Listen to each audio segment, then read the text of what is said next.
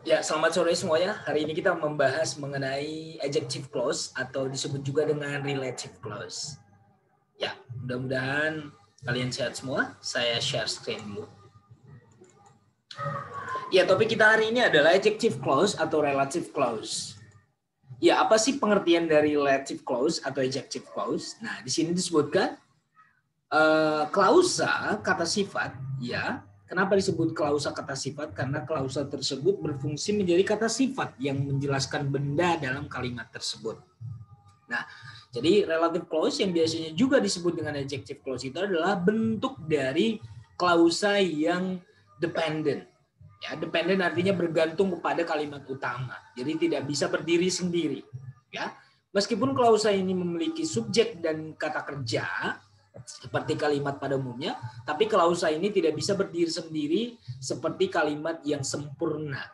Karena bentuk sebenarnya relative clause atau fungsi sebenarnya dari klausa ini adalah menjadi sebuah kata sifat terhadap kata benda yang ada di dalam kalimat tersebut. Ya, oke.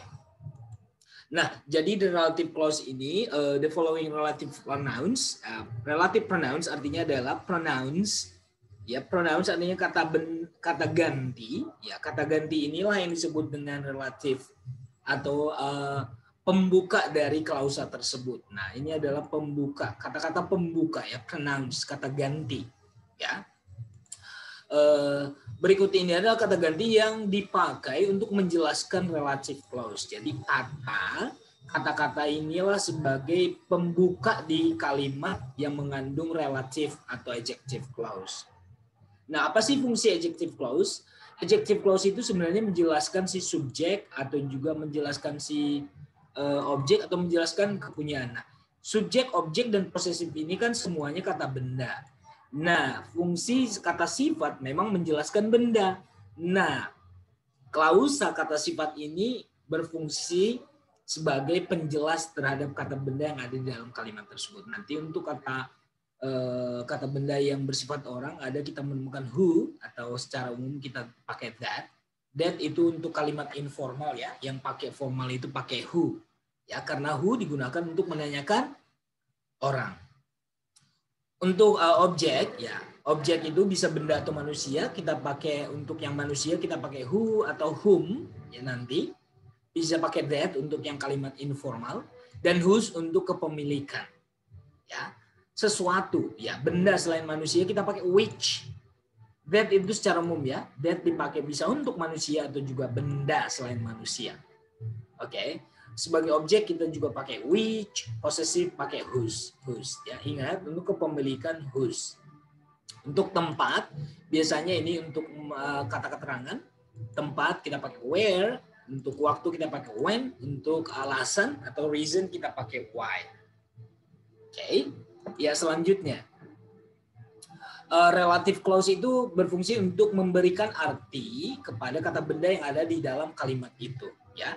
Defining relative clause artinya kata klausa relatif atau klausa kata sifat yang memberi arti, memberikan informasi kepada orang, ya, yang tadi kalau orang itu bisa who atau whom, untuk sesuatu pakai which, ya. Jadi untuk orang dan sesuatu, ya, klausa ini muncul langsung setelah benda yang diterangkannya. Oke, biar lebih paham langsung kita lihat contoh ini ya. There are only 1 or 2 Greek islands that I haven't visited. Ada hanya 1 atau 2 pulau di Mesir ya yang saya belum kunjungi. Jadi di sini that visited ini menerangkan Greek islands. Jadi ingat katanya tadi ya, langsung it ini adalah maksudnya relative clause ini langsung ada setelah kata benda yang dijelaskannya. Jadi that I haven't visited ini yang belum saya kunjungi ini adalah menjelaskan Greek island. Paham ya? Jadi klausa, kenapa disebut ini klausa? Lihat di sini ada subjek, ada kata kerja juga, tapi tidak bisa berdiri sendiri. Coba, yang saya belum kunjungi, paham nggak kamu? Enggak. Sebelum ada kalimat ini, kita tidak paham yang belum saya kunjungi. Apa yang belum saya kunjungi? Ini loh, gitu. Greek Islands loh, pulau-pulau di Mesir, gitu ya. Jadi klausa kata sifat itu tidak bisa berdiri sendiri karena memang klausa itu meskipun punya subjek, lihat di sini punya subjek dan juga kata kerja, tapi dia tidak punya arti tanpa ada kalimat utamanya. Inilah kalimat utamanya. There are only one or two Greek island. Hanya ada satu atau dua pulau di Yunani, di Mesir yang belum saya kunjungi. Yang belum saya kunjungi ini menjelaskan si Greek Islands. Oke, that tadi dipakai untuk benda manusia, juga benda selain manusia. Tapi kalau untuk lebih khususnya kita pakai which, ya, karena Greek Islands ini bukan manusia, makanya kita pakai which. Oke, apa sih bedanya defining dengan non-defining? Non-defining ini maksudnya kalau kita buang pun ini, itu maknanya masih ada. Contohnya gini, Naxos is my favorite island. Naxos ini keterangannya, Naxos yang sudah saya kunjungi beberapa kali, ini hanyalah pelengkap untuk Naxos. Tanpa ini pun, ini berarti kalimatnya. Oke. Sedangkan di sini kita lihat di sini, ya. There are two ini klausa kata sifat ini bukan hanya pelengkap tetapi memberikan informasi yang spesifik mengenai pulau ini, gitu ya. Sedangkan Naxos Island, Naxos ini diterangkan oleh relative clause, sama-sama relative clause, tapi bedanya hanya kalau ini relative clause di sini artinya memberikan arti kepada Greek Island, sedangkan ini tidak memberikan arti, maksudnya hanya pelengkap saja. Itu saja sih bedanya, tapi sama-sama relative clause. Ya, relative clause that uses the relative pronoun. Ya, kita langsung membahas satu persatu ya. Ada 5, there are 5 types of relative pronouns ya. Ada 5 yang sering ya. Ada who, whom, whose, which, and that. Ya. Oke, sedangkan yang nanti why, when, and where itu untuk yang keterangan waktunya. Sedangkan ini kata sifat yang menjelaskan benda, ya, bukan menjelaskan keterangan. Oke, who dipakai untuk, who dipakai untuk menjelaskan si subjek. Lihat di sini, the girl ini adalah subjek di kalimat ini. Nah, makanya kita pakai who di sini, bukan whom, ya. Kalimat ini sebenarnya gini. Kalimat utamanya adalah the girl feels happy. Jadi kita bisa pisah, guys. Jadi kalau kita sudah memahami, nanti kita bisa disuruh kalau kita pisahkan mana kalimat utamanya, ini kalimat utamanya. The girl feels happy. The girl ini dijelaskan oleh siapa si perempuan itu yang memenangkan SEA Games tersebut. Nah, jadi who won the SEA Games ini hanya menjelaskan si the girl. Kalimat utamanya adalah the girl feels happy. Ya, jadi saya ulangi, fungsi klausa kata sifat di sini hanya untuk menjelaskan benda yang ada di kalimat tersebut. Benda itu bisa si subjek, bisa si objek, atau benda yang dimiliki. Contohnya, contoh kedua, my sister. Nah, ini adalah subjek di kalimat ini. Oke, siapa? My sister, kakak saya yang tinggal di Europe. Ya, ini penjelas dari my sister. Ya, my sister. Kalau kita pisah, kalimat utamanya adalah my sister is a nurse. Kakak saya tinggal adalah seorang perawat. Tapi mungkin kakak saya banyak. Tapi kalau saya bilang kakak saya yang tinggal di Eropa, bukan yang tinggal di Jakarta, tapi yang tinggal di negara Eropa adalah seorang perawat. Ya, oke. My best friend is married a man. Okay. Got married to a man.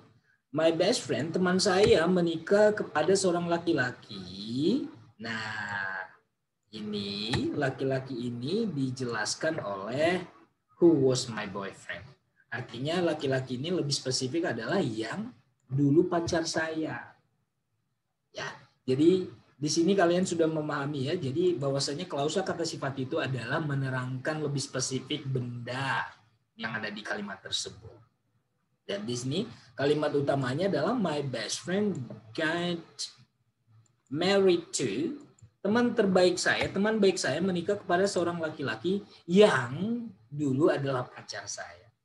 Jadi who was my boyfriend ini menjelaskan a man. Oke.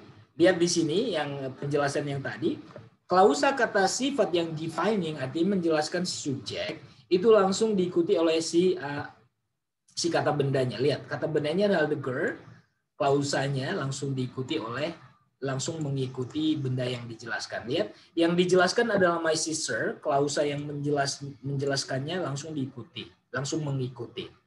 Ya, karena yang dijelaskan adalah a man, ya, klausa kata sifatnya langsung mengikuti kata man. Jadi sudah paham ya? Jadi kita langsung lihat benda yang dijelaskan di belakang sebelum klausa tersebut. Itu penggunaan who untuk manusia dan untuk si subjek. Kalau objek nanti bisa pakai whom. Nah, whose digunakan untuk kepemilikan. Whose itu memang kata tanya untuk menanyakan kepemilikan. Whose book is this? Buku siapa ini? Jadi nanti benda yang dijelaskan itu adalah yang dijelaskan oleh klausa kata sifat ini adalah yang dimiliki. Contohnya gini. The boy, laki-laki yang uangnya saya pinjam sangat baik. Ya. The boy whose money I owned was kind. Jadi laki-laki yang uangnya saya pinjam, ya uangnya saya pinjam ini adalah kepemilikan, makanya dia pakai whose. Ingat, ciri khususnya whose langsung diikuti oleh kata benda yang kepemilikannya. Lihat di sini, contoh kedua, I got spaghetti from my friend. Ini kalimat utamanya. Dijelaskan oleh apa yang dimiliki oleh si my friend ini, whose mother was sad. Yang ibunya adalah seorang juru masak. Nah, kalimat utamanya adalah I got spaghetti from my friend. My friend ini dijelaskan oleh siapa teman saya ini? Siapa yang dimilikinya? Yang ibunya. Ingat sekali lagi whose ditambah dengan langsung diikuti oleh kata benda yang dimiliki oleh benda yang kita jelaskan. Yang kita jelaskan di sini bendanya adalah my friend. Apa yang dimiliki my friend? Ibunya. Jadi whose mother. Ini the boy. Apa yang dimiliki oleh the boy? Money. Berarti whose money. Okay. I thank to someone whose bicycle I borrowed.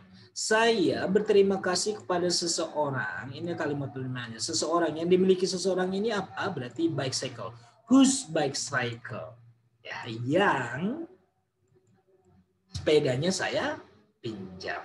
Ya, jadi begitulah kira-kira nanti kalian menggunakan whose. Whose ya diikuti oleh benda yang dimiliki oleh si orang yang kita maksudkan, yang kita jelaskan. That secara khusus that ini memang digunakan untuk yang benda maupun manusia. Oke, saya ulangi, who tadi untuk menjelaskan si subjek manusia bukan benda. Oke, whose digunakan untuk kepemilikan, ya. That dipakai untuk yang menjelaskan meskipun dia secara umum ya, that digunakan untuk secara umum manusia maupun benda selain manusia. Lihat di sini. Saya memiliki seorang teman yang vegetarian. Lihat di sini. That ini sebenarnya untuk secara khusus bisa kita pakai who. Ya. Karena yang kita jelaskan ini adalah manusia. Tapi bisa digantikan oleh that. Karena that ini memang secara umum. Bisa untuk benda, bisa untuk manusia. Lihat di sini. The box that, harusnya karena the box adalah benda, kita pakai which di sini. Ya. Kotak yang, nah yangnya ini kita gunakan, sorry.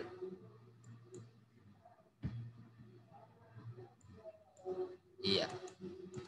Iya, yang ini, yang karena ini the box adalah benda bukan manusia, berarti kita pakai which. Ya, which. Ingat, yang bukan manusia kita pakai which. Oke.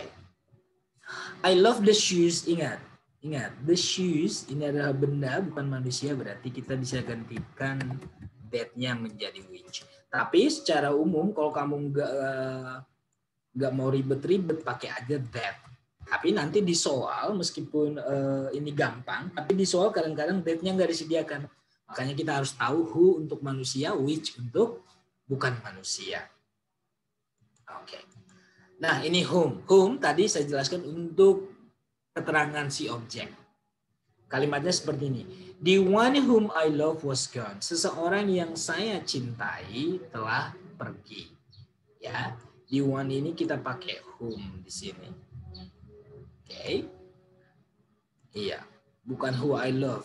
Karena kalimat ini sebenarnya I love someone.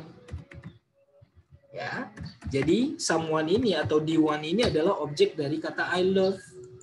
Ya, saya buatkan di sini. I love someone. Jadi someone whom I love was gone. Gitu.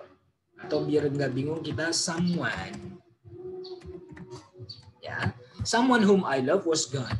Sebenarnya kalimat awalnya itu ada I love someone. Someone yang mana? Someone whom I love. Gitu. Oke, I got angry to someone whom I yelled at. Ya, di kalimat ini kan semuanya adalah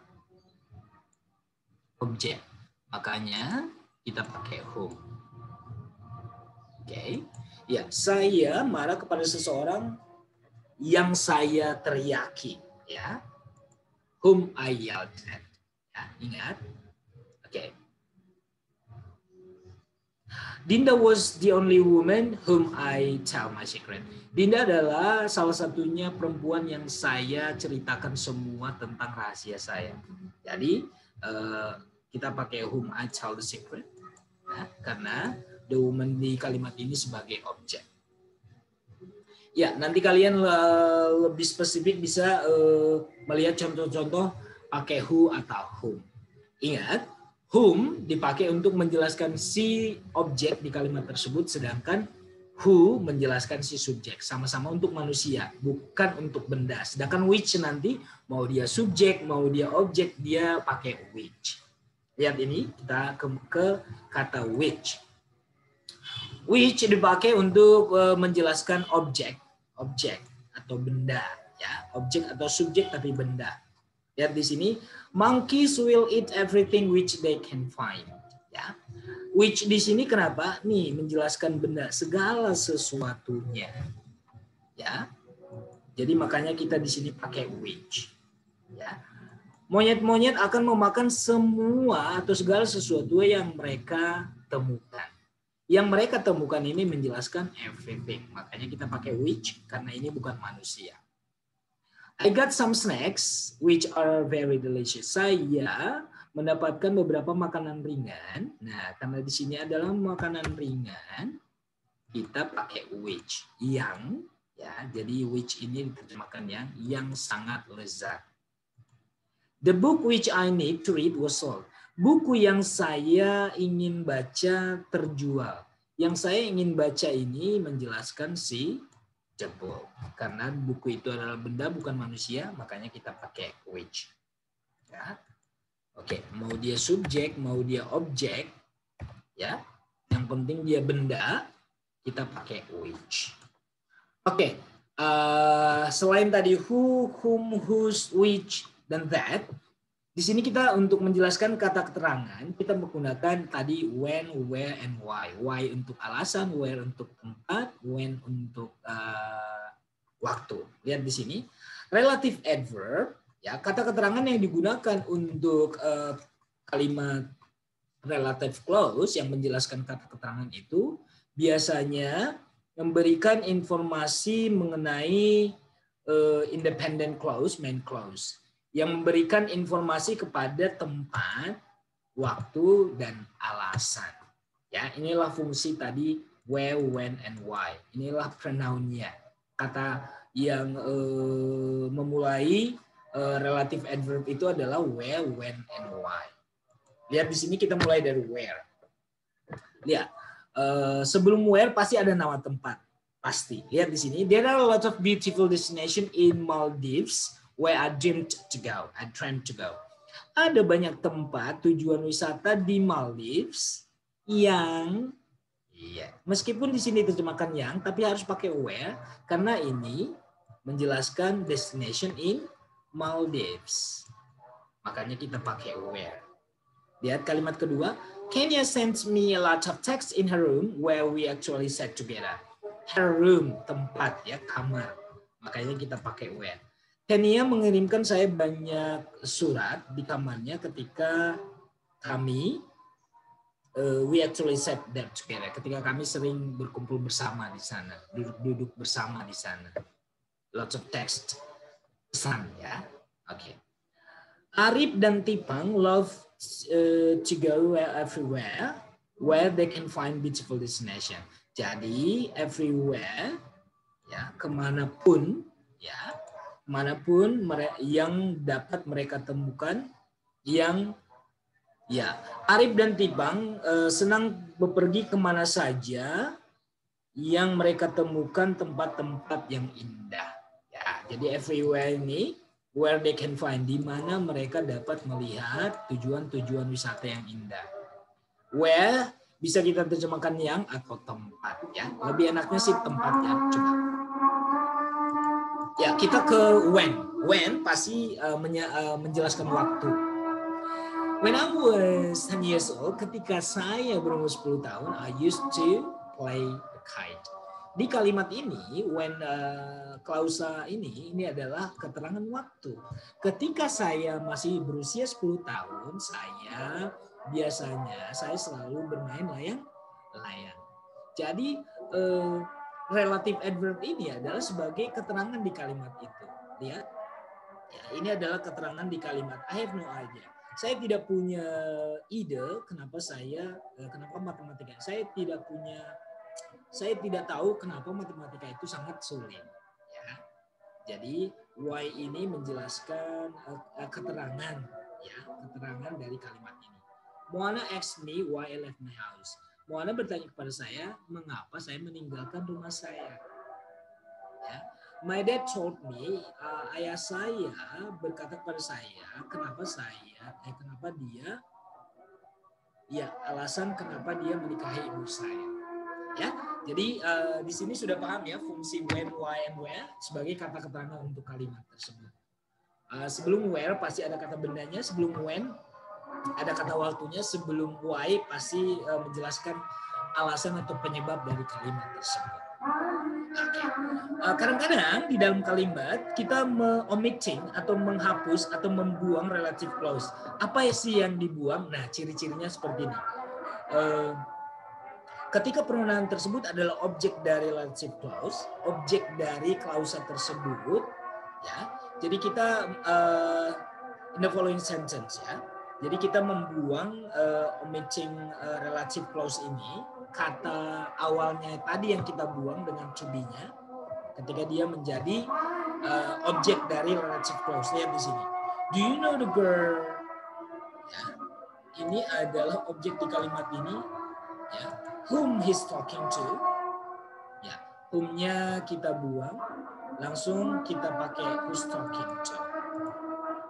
Do you know the girl he's talking to? Nah, sebenarnya cara gampangnya adalah buang kata tanya yang di tengah itu atau awal dari klausa tersebut tadi. Which, whom, he, dan to be-nya. Ingat kalau ada to be, buang to be-nya. Ya, oke. Lihat di sini, where the pencil which I gave you yesterday. Nah, which-nya bisa dibuang. Ya, oke. I haven't read any of the books that I got for Christmas. Saya belum membaca buku-buku yang saya dapatkan sebagai kado ulang tahun saya. Nah, that-nya bisa kita buang. Lihat di sini, I didn't like the girl that you brought to the party. Saya tidak menyukai gadis yang kamu bawa ke pesta itu. Jadi yang-nya ini bisa kita buang. Ya, jadi langsung aja. Do you know the girl he's talking to? Kalau kamu mengenal gadis yang dia telepon itu, yang dia sedang kepada siapa dia sedang berbicara? Di mana pensil yang saya berikan kamu kemarin? Ya, saya belum membaca buku-buku yang saya dapatkan di hari Natal. Saya tidak suka gadis yang kamu. Jadi yang-yangnya ini bisa kita buang. Ingat, kata tanyanya dan kalau ada to be-nya bisa kita buang. Di sini nih, di kalimat ini memang tidak ada to be. Nah, lihat di sini. Kalau di kalimat ini ada to be-nya. Who's that man? Siapa? Ya, who's that man who is standing by the gate? Siapa pria yang sedang berdiri di samping gerbang itu? Nah, who is-nya bisa kita buang. Ya, yang di dalam kurung ini bisa kita buang. The family that is living the next house comes from Slovenia. Jadi that is-nya bisa kita buang. Oke. Ya, ini juga kita bisa buang. Jadi mudah-mudahan kalian dari contoh-contoh yang sebuat ini, kalian sudah memahami kadang-kadang ada relative clause yang dibuang awal klausanya. Tapi kita sudah paham bahwasannya ketika kita disuruh membuatkan klausanya, kita hanya menambahkan yang tadi kata tanyanya. Ingat, kalau dia menjelaskan si subjek dia pakai who, menjelaskan si objek dia pakai whom. Tapi untuk orang ya, tapi untuk benda selain orang kita pakai which, ya. Yang tadi whose untuk kepemilikan, ya. Ingat, whose digunakan untuk menjelaskan benda yang dimiliki si subjek atau si objek. Whose selalu diikuti oleh benda, whose wallet, whose book, whose mother, dan segala macam. Nah, ini ada practice. Lihat di sini kita diminta untuk instruksinya, perintahnya reduce, kurangi atau buanglah adjective clause, kurangilah adjective clause di kalimat-kalimat berikut ini. Kurangi maksudnya buang tadi yang saya bilang kata tanyanya dan kalau ada to be-nya buang to be-nya. Lihat di sini, the girl who is standing. Nah, jadi ini kita bisa buang. Jadi bisa kita, the girl standing by the table is my teacher. Ya, lihat ini.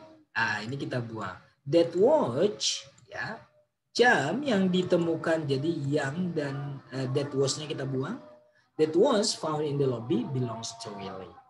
Lihat di sini, people who live. Nah, kalau ada who ditambah kata kerja, live-nya ini harus ditambah in. Who-nya kita buang. Ingat. Ini adalah penjelasan saya yang lebih spesifik. Ketika kamu menemukan who, contohnya kalimat ini, ya, the people who live, ada kata who diikuti oleh kata kerja, ya. Jadi who-nya kita buang, kata kerjanya kita tambah in. Gitu caranya ya. People living in a large city have many resources. Sedangkan ini tidak ya. Who is, who dengan to be ini kita buang. Oke, biar kamu nggak bingung, saya buatkan satu contoh lagi yang pakai in ya. Coba kalian ini saya buang dulu. Saya bikin the man who was standing next to my mom last night was my uncle. Okay.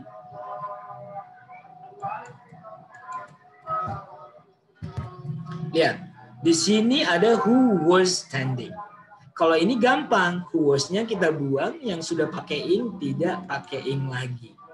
Ya, bagaimana kalau misalkan the man who stands, ya, who stands, laki-laki yang berdiri di who stands next to my mom, yang berdiri sekarang di samping ibu saya adalah paman saya.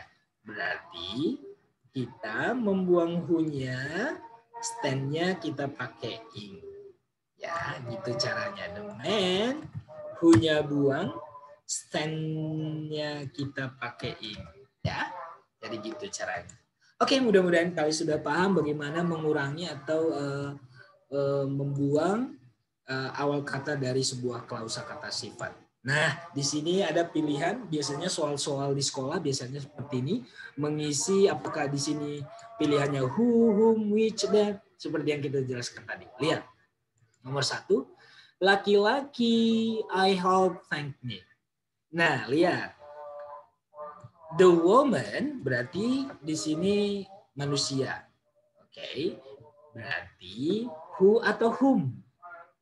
Ingat, ciri khususnya guys, kalau who nanti, ingat ya, kalau who nanti pilihannya, pasti who itu diikuti oleh verb, kata kerja, atau to be. Sedangkan nanti kalau kamu menemukan whom, pasti di sini adalah subjek. Ya, subjek, bukan benda atau to be. Lihat, di sini ini adalah I ini adalah subjek. Berarti kita memilih di sini adalah pilihan whom. Ingat saya jelaskan lagi, ciri-cirinya kalau who nanti pasti selalu diikuti oleh verb atau to be. Sedangkan whom diikuti oleh subjek. Ya, karena di sini I adalah subjek, setelah titik-titik ini adalah I, berarti kita di sini pilih whom. Ya, untuk menentukan who atau whom. Karena saya bilang tadi untuk manusia kita pakai who atau whom. Whom untuk objek, who untuk subjek. Nah, kalau untuk mengisi kalimat ini kan kita nggak tahu yang mana subjek atau objek. Nah, caranya seperti itu. Setelah titik-titik ini lihat di sini kata kerja enggak. Kalau kata kerja berarti dia pakai who. Tapi kalau di sini adalah subjek, I, you, she, he, it, they, kita pakai whom. Nah, kalau nanti whose, nah ini tambahan lagi. Kalau whose nanti sama-sama manusia guys, tapi whose ini gampang banget. Di sini nanti ada nama benda, noun atau benda, bukan subjek. Ya, whose wallet, ya, whose mother, whose ini. Jadi yang ibunya, yang pokoknya ada benda yang dimiliki oleh si subjek. Jadi untuk manusia bisa who atau whom atau whose. Kalau di sini manusia, tapi lihat setelah titik-titik ini kita pakai apa? Who, whom atau whose. Ya. Oke, a friend of mine whose. Nah, ini udah gampang nih. Ini adalah kepemilikan, ini adalah benda. Berarti whose father, yang ayahnya. Ya. Oke, the man berarti the man. Nah, ini kan to be di sini guys. Saya jelaskan tadi. Kalau to be berarti dia pakai who. Berarti the man who. Lihat di sini setelah titik kata kerja has yang memiliki berarti who. Ya, kata kerja atau to be pakailah who. Lihat the woman, oh ada 3 nih, who, whom atau whose. Tapi lihat setelah titik-titik I. Nah, I ketika dia di sini adalah subjek, berarti kamu pakai whom. Oke, selanjutnya over there is man. Di sana ada laki-laki. Nah, di sini adalah benda yang putrinya, berarti whose daughter, yang putrinya saya pacari, itu loh maksudnya. Oke, perempuan titik-titik one. Nah, ini adalah kata kerja, berarti kita pakai who. There is the restaurant. Nah, ini adalah tempat, ya, keterangan tempat. Itu adalah restoran di mana. Nah, namanya juga tadi, ini adalah keterangan tempat, berarti kita pakai where. July is the month, karena ini adalah waktu, berarti when. Ya, itu caranya. Oke, nah yang terakhir, the police officer, petugas polisi atau polisi itu titik-titik gave. Nah, ini kata kerja, guys. Ini kan manusia nih. Ini kata kerja, lihat kata kerja tadi di sini pakai who. Jadi ingat penjelasan saya ini, ya. Kapan sih pakai who, whom, dan whose? Nah, kalau who nanti, ya, setelah oke, kalau ini yang titik-titik, lihat di sini verb atau to be, berarti dia pakai who. Kalau di sini adalah subjek, berarti pakai whom. Kalau di sini adalah noun atau benda yang dimilikinya, pakailah whose. Oke guys, demikian penjelasan saya mengenai relative clause atau adjective clause. Mudah-mudahan kalian paham dalam menjawab pertanyaan-pertanyaan nanti yang mengenai relative clause atau adjective clause. Saya Gunawan Tamu Sarbu, I'm signing off. Thank you so much for your attention. I'll see you next week with other topic. Have a nice day. Bye.